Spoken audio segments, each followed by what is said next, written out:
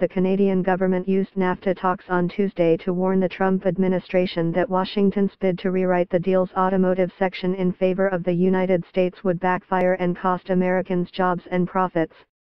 In Mexico City, where the fifth round of North America Free Trade Agreement negotiations wrapped up on Tuesday, the Canadian team made a presentation outlining how destructive and self-defeating it believes the rules of origin proposals would be. Sources familiar with the talks outlined the conversation taking place behind closed doors. Story continues below advertisement. The Canadians cautioned their U.S. counterparts that the Detroit 3 automakers General Motors, Ford and Fiat Chrysler would suffer the most damage if these American demands were adopted, sources familiar with the negotiations said. This is because the changes would drive up the cost of making vehicles in the United States. Canada told the Americans it estimated the United States would lose 21,000 jobs as the increased costs of manufacturing reduced exports outside the NAFTA zone by 1.4 million autos a year, equivalent to the annual output of 5 or 6 plants. The Canadian presentation said these proposals would ultimately encourage automotive interests to move manufacturing outside North America and end up benefiting offshore automakers, including those in South Korea, Europe and Japan, which would build vehicles abroad and then pay tariffs to sell into the U.S., Canadian and Mexican markets.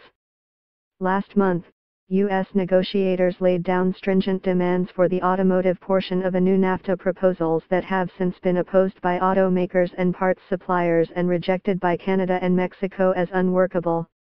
Washington said it wants to rewrite the deal so that vehicles manufactured in North America could only qualify for duty-free access to the American market if they contain at least 50% U.S. content and 85% North American content. Foreign Affairs Minister Chrystia Freeland said the Trudeau government is pushing for Washington to address the likelihood, supported by fact-based research, that the auto rule changes would have the opposite effect of what the U.S. intends. We have heard from the auto sector not only in Canada but also in the United States that some of the proposals would not only be harmful for Canada but would be harmful for the U.S. as well, she told reporters in Ottawa on Tuesday. Story continues below advertisement. Story continues below advertisement. Ms. Freeland said it's now up to the Americans to address the data presented by Canada. Do you agree with our facts or do you disagree with our facts? These are facts we've gained from working very hard with industry on both sides of the border. It's that fact-based approach that we've really been pushing. Sources familiar with the NAFTA negotiations said the Canadians prefaced their presentation in Mexico City by noting how healthy the U.S. auto sector appears today.